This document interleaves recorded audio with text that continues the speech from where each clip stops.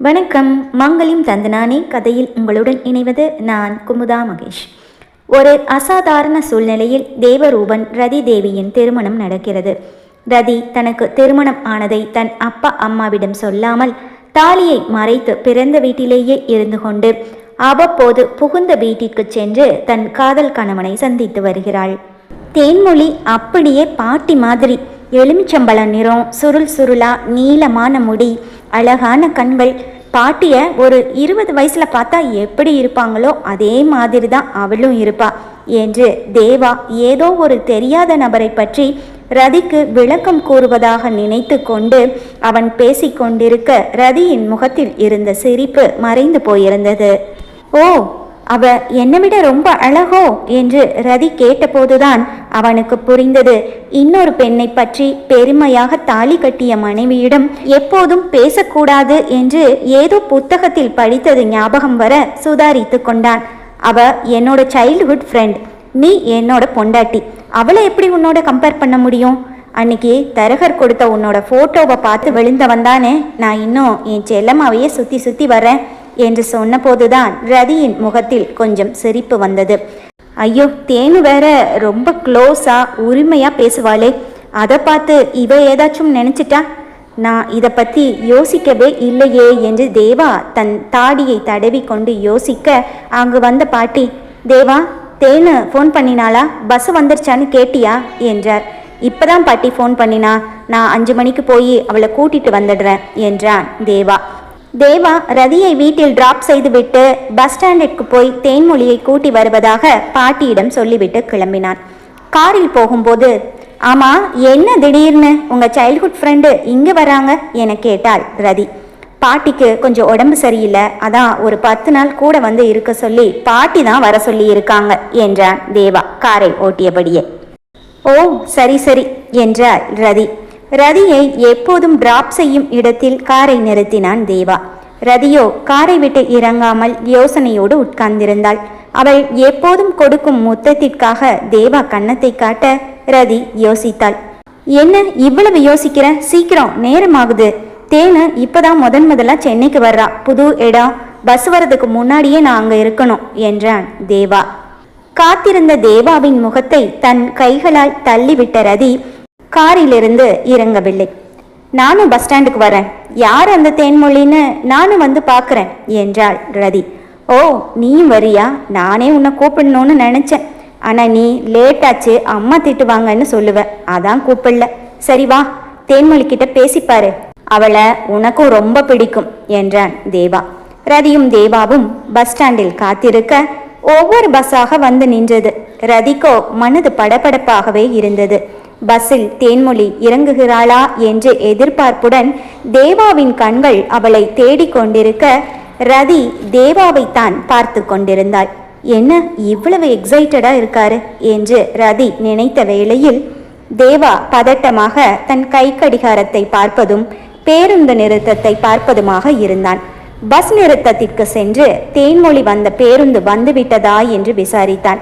Bus வந்து 10 நிமிஷம் ஆச்சு, இதோ இந்த பஸ் தான் என்று ஒருவர் கூற ஓடி சென்று பஸ்ஸில் பார்த்தான். பேருந்தில் வந்தவர்கள் எல்லோரும் இறங்கி போயிருக்க பேருந்து காலியாக இருந்தது. தேவா தன் கேசத்தை அழுத்தமாக கோதிக்கொண்டான். பஸ்ஸை விட்டு இறங்கினதும் அங்கேயே நில்லுன்னு சொன்னா இந்த தேனு எங்க போனான்னு தெரியலையே, இந்த ஊர் அவளுக்கு புதுசு என்று தேவா டென்ஷனில் முணுமுணுக்க ரதி அவனைத்தான் பார்த்து கொண்டிருந்தாள். இங்கதான் எங்கேயாவது இருப்பா, எதுக்கு இவ்வளவு டென்ஷன் ஆகிறீங்க என்று ரதி பேசியது அவன் காதில் விழவே இல்லை. தேவாவின் கண்கள் தேன்மொழி எங்கேயாவது தென்படுகிறாளா என்று தேடிக்கொண்டிருந்தது. ஒரு பெரிய பெருமூச்சுடன் தன் போனை எடுத்தவன் தேன்மொழியின் போனுக்கு அழைத்தான். தேனு பஸ் வந்துருச்சு, நீ எங்க இருக்க என்றான் அக்கறையாக. இத்தனை நாள் அவளுக்காக மட்டுமே அக்கறைப்பட்டவன் இன்று யாரோ ஒரு பெண்ணுக்காக இத்தனை உரிமையுடன் அக்கறைப்படுவதை ரதியால் தாங்கிக் கொள்ள முடியவில்லைதான் என்றாலும் அதை வெளியில் காட்ட முடியாமல் அமைதியாக நின்றாள். பஸ் ஸ்டாண்டு ஓரத்துல ஒரு கரும்பு ஜூஸோடு சேர்ந்த ஐஸ்கிரீம் கடை இருக்கே, அங்கதான் நிற்கிறேன் என்றாள் தேன்மொழி. போனில் பேசியபடியே தேவா அவளை பார்த்து விட்டான். ஓ அங்க இருக்கியா, நான் உன்னை பார்த்துட்டேன், அங்கேயே இரு வரேன் என்றவன் போனை பாக்கெட்டில் வைத்துக்கொண்டு இருபுறமும் வரும் வண்டிகளை பார்த்துவிட்டு 4 அடி நகர்ந்தவன் பின்னால் திரும்பி பார்க்க ரதி அவனையே முறைத்து பார்த்து கொண்டு நின்றிருந்தாள். ஓ சாரி என்று திரும்பி அவளிடம் வந்தவன், நான் நீயும் கூட வந்துட்டு இருக்கன்னு நினைச்சிட்டேன், வா என்று அழைக்க அவன் கை முட்டியோடு தன் கைகளை கோர்த்து கொண்டு அவனுடனே நடந்தாள் ரதி. தேன்மொழி கிட்டத்தட்ட ரதியின் உயரம். சுருண்ட கூந்தல் இடுப்புக்கு கீழ்வரை வளர்ந்திருக்க அதை இருபுறமும் சிறிதாக எடுத்து நடுவில் சிறிய கிளிப்பை போட்டு சீர் செய்திருந்தாள். பாவாடை தாவணி, காதில் குட்டி ஜிமிக்கி, கழுத்தில் சிறியதாய் ஒரு தங்கச் சங்கிலி, நெற்றியில் சிறிய ஸ்டிக்கர் போட்டு அதற்கு கீழே குங்குமம். டூத்பேஸ்ட் விளம்பரத்தில் வருவது போல வெண்மையான நேர்த்தியான பற்கள். மொத்தத்தில் தேவா கூறியது போல அவள் கிராமத்து அழகிதான். ஒரு கையில் துணிக்கடை ஷாப்பிங் பேக்கை பிடித்தபடி ஒரு கையில் ஆரஞ்சு பார் குச்சி ஐஸை சாப்பிட்டு கொண்டிருந்தாள்.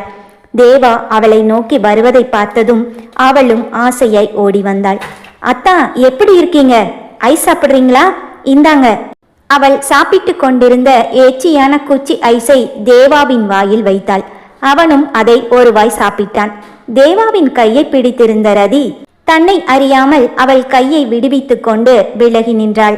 அத்தா, உங்களுக்கு ஞாபகம் இருக்கா, ஊர்ல சின்ன வயசுல நம்ம 2 பேரும் ஒரு குச்சி ஐஸ் வாங்கிட்டு மாத்தி மாத்தி சாப்பிடுவோமே என்று தேன்மொழி கூற, அதெல்லாம் எப்படி மறக்க முடியும் தேனு என்று அவள் கையை பிடித்து அவள் கையில் இருந்த ஐஸை மீண்டும் ஒரு வாய் கடித்தான் தேவா. இருவரையும் மாறி மாறி பார்த்து கொண்டிருந்த ரதிக்குத்தான் கோபமாய் வந்தது. பாட்டி நல்லா இருக்காங்கல்ல, ஊர்ல உங்க ஃப்ரெண்ட்ஸ் எல்லாரும் உங்களை ரொம்ப ரொம்ப கேட்டதா சொன்னாங்க என்று பேசியபடியே தேன்மொழி தேவாவின் கையை பிடித்து கொண்டு நடக்க அவனும் மலரும் நினைவுகளை பற்றி பேசியபடியே காரை நோக்கி நடந்து கொண்டிருந்தான். ரதியோ மீண்டும் தன்னை கண்டுகொள்ளாமல் போகும் தேவாவை பார்த்தபடியே அங்கேயே நின்றிருந்தாள். கோபத்தில் தன் கை நகங்களை கடித்தபடியே காருக்கு பக்கத்தில் சென்றவன் தேன்மொழியின் பேக்கை வாங்கி டிக்கியில் வைத்துவிட்டு ரதியை தேடினான். அவள் அங்கேயே நின்று கொண்டிருப்பதை பார்த்ததும், ரதி வா போகலாம் என்று கை அசைத்தான். நகத்தை கடித்தபடியே வந்த ரதி முன் இருக்கையில் தேவாவிற்கு பக்கத்தில் உட்கார போக அங்கு ஏற்கனவே தேன்மொழி உட்கார்ந்திருந்தாள். ரதி தேவாவின் முகத்தை பார்க்க ப்ளீஸ் என்று கெஞ்சிவிட்டு பின் இருக்கை கதவை ரதிக்காக திறந்துவிட, தள்ளுங்க என்று அவனிடம் கோபமாய் கூறிவிட்டு உள்ளே சென்று அமர்ந்தாள் ரதி. தேவாத்தா, இவங்க யாரு என்றாள் தேன்மொழி. நான் உங்ககிட்ட சொல்லவே இல்லைல்ல, இவங்க பேரு ரதி தேவி, என்னோட ஆபீஸ்ல ஒர்க் பண்றாங்க என்றான் தேவா. ஓ, உங்ககிட்ட வேலை பார்க்குறவங்களா? அக்கா, நீங்க ரொம்ப அழகா இருக்கீங்க என்றாள் தேன்மொழி ரதியை திரும்பி பார்த்து சிரித்தவாறே. தேங்க்ஸ் என்றாள் ரதி வராத புன்னகையை கஷ்டப்பட்டு வரவழைத்து கொண்டு. அத்தா, உங்களுக்கு பிடிக்குமேன்னு அம்மா ஊர்ல இருந்து எள்ளு மிட்டாய் கொடுத்தாங்க என்று தன் கையில் இருந்த கவரில் இருந்து இனிப்பை அவள் எடுக்க போக, பரவாயில்ல இருக்கட்டும் தேனு, நான் வீட்டுக்கு போனதும் சாப்பிட்டுக்கிறேன் என்றான் தேவா. அத்தா, நீங்க வண்டி ஓட்டுங்க, நான் ஊட்டி விடுறேன் என்று எள்ளு மிட்டாயில் பாதியை அவள் கடித்து கொண்டு மீதி பாதியை தேவாவின் வாய்க்குள் போட்டாள் தேன்மொழி. தேவாவோ ரதியை திரும்பி திரும்பி பார்த்து கொண்டுதான் வந்தான். சார், ஒரு நிமிஷம் வண்டியை நிறுத்துங்க என்றாள் ரதி. ஏன் ரதி, ஏதாச்சும் வாங்கணுமா என கேட்டான் தேவா இனிப்பை மென்றபடியே.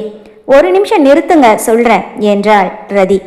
தேவா காரை சாலையின் ஓரத்தில் பார்க் செய்ய இறங்கி கொண்ட ரதி, சார் நீங்க போங்க, நான் பஸ்லே போய்க்கிறேன் என்று விறுவிறுவென நடக்கத் தொடங்கினாள். மணி 6:30. மசமசமென இருட்டத் தொடங்கி இருக்க சூரியன் மறைந்து சாலை ஓரங்களிலும் கடைகளிலும் மின் விளக்குகள் போடப்பட்டு இருந்தது. என்ன ஆச்சு இவளுக்கு என்று தேவா யோசிக்கும் முன் ரதி காரிலிருந்து இறங்கி சிறிது தூரத்தில் இருந்த பேருந்து நிறுத்தத்தை நோக்கி நடந்து கொண்டிருந்தாள். தேன்மொழி, நீ வண்டிலேயே இரு, நான் இப்ப வந்துடுறேன் என்று தேவா இறங்கி ரதியை நோக்கி ஓடினான். அவள் கையை பிடித்து நிறுத்தினான். ஏய், நீ என்ன லூசாடி, நான் தானே உன்னை எப்பவுமே வீட்டில் டிராப் பண்ணுவேன், இப்ப என்னாச்சு, பஸ்ல போறேன்னு இறங்குற என்றான் தேவா. ஆமா, நீங்க தேன்மொழியோட கொஞ்சிட்டு வரத பாக்குறதுக்கு தான் என்னை உங்க கூட கூட்டிட்டு வந்தீங்களா? என்ன, அவ உங்களை அத்தான்னு கூப்பிடுறா, ஊட்டியெல்லாம் விடுறா என கேட்டாள் கோபமாக. ஓ, இதுதான் விஷயமா? தேவா தன் தாடியை தேய்த்து கொண்டே சிரித்தான். ஏய் செல்லம்மா, அவ சின்ன வயசுல இருந்து என்னை அப்படிதான் கூப்பிடுவா. சின்ன வயசுல இருந்தே ஒன்னாவே வளர்ந்ததால அவ என்கிட்ட கொஞ்சம் உரிமையோட பழகுவா, அவ்வளவுதான். மற்றபடி சூதுவாது தெரியாத பொண்ணு அவ என்றான் தேவா. போதும் போதும், அவ இப்படி ஆஹா ஓஹோன்னு பறிஞ்சு பேசுறது தான் எனக்கு எரிச்சலா வருது என்றாள் ரதி. ஓ சாரி, இனிமே பேச மாட்டேன், ப்ளீஸ் வந்து வண்டியில ஏறு என்று ரதியின் கையை பிடித்தான் தேவா. ஒன்றும் வேண்டாம், நான் எதுக்கு உங்களுக்கு இடைஞ்சலா? நீங்க உங்க சின்ன வயசு கதையெல்லாம் பேசி என்ஜாய் பண்ணுங்க, நான் பஸ்லயே போறேன் என்று பிடித்திருந்த அவன் கையை தன்னுடைய இன்னொரு கையை வைத்து விடுவிக்க முயன்றாள் ரதி. அதுக்காக வீட்டுக்கு வந்தவங்க கிட்ட பேசாம இருக்க முடியுமா? அப்புறம் பாட்டி என்ன நினைப்பாங்க என்றான் தேவா பாவமாக. என்ன சொன்னீங்க? நான் உங்களுக்கு உங்க ஆபீஸ்ல வேலை செய்யற ஸ்டாஃபா? அப்புறம் என்ன சொல்ற? நீ தான் என் பொண்டாட்டின்னு நான் அவகிட்ட சொல்லவா? எனக்கு ஒரு பிரச்சனையும் இல்லை, யார்கிட்ட வேணும்னாலும் நான் சொல்லுவேன். இதோ ரோடு ஃபுல்லாக கூட போஸ்டர் அடித்து ஒட்டுவேன். நீ யார்கிட்டையும் சொல்ல வேண்டான்னு சொன்னதுக்காக தான் நான் யார்கிட்டையும் சொல்லாமல் இருக்கேன். அது உனக்கு புரியுதா இல்லையா என்றான் தேவா. தேன்மொழி எனக்கு ஒரு சொந்தக்கார பொண்ணு, ஃப்ரெண்டு, அவ்வளவுதான். ஆனால் நீ தானடி என்னோட உயிர்.